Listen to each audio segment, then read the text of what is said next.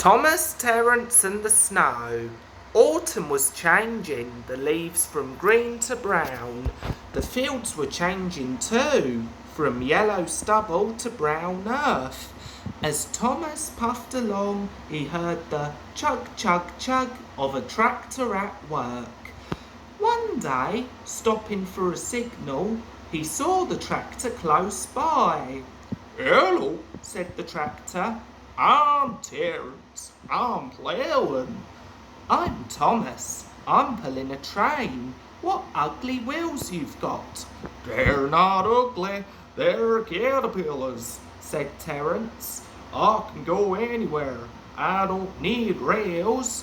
"I don't want to go anywhere," said Thomas huffily. "I like my rails, thank you." Thomas often saw Terence working, but though he whistled, Terence never answered. Winter came, and with it, dark, heavy clouds full of snow. "I don't like it," said Thomas's driver. "A heavy fall is coming. I hope it doesn't stop us." said Thomas, seeing the snow melt on the rails. "Soft stuff, nothing to it."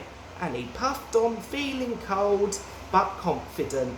They finished their journey safely, but the country was covered and the rails were two dark lines standing out in the white snow.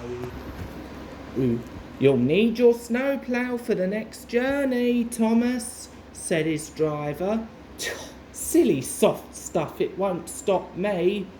"Listen to me," his driver replied. "We are going to fix your snowplow on, and I want no nonsense, please." The snowplow was heavy and uncomfortable and made Thomas cross.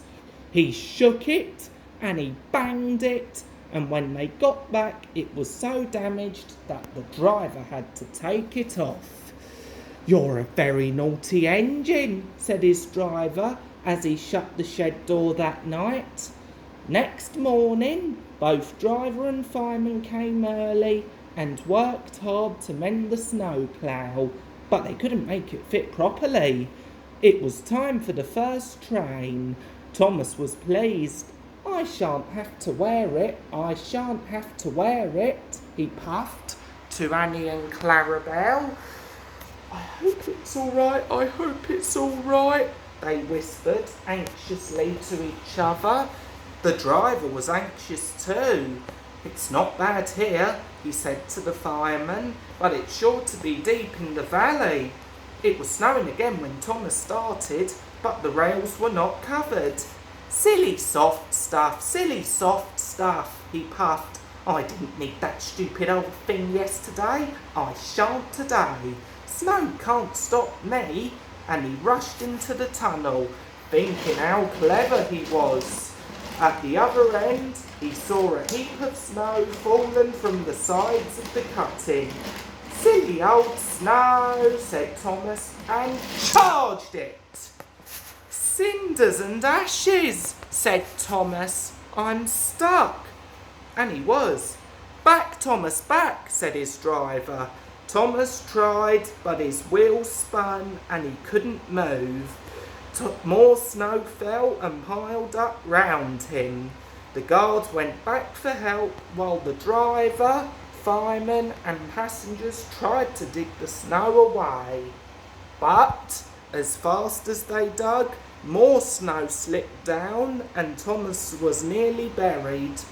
"Oh, my wheels and coupling rods," said Thomas sadly. "I shall have to stop here till I'm frozen. What a silly engine I am." And Thomas began to cry.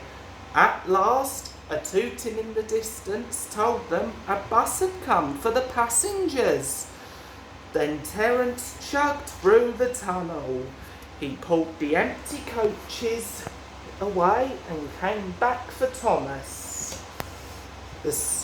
Thomas's wheels were clear, but he ill spun helplessly when he tried to move. Terence tugged and slipped and tugged, and at last He dragged Thomas into the tunnel. Oh, thank you, Terence. Your caterpillars are splendid, said Thomas gratefully. I hope you'll be sensible now, Thomas, said his driver severely.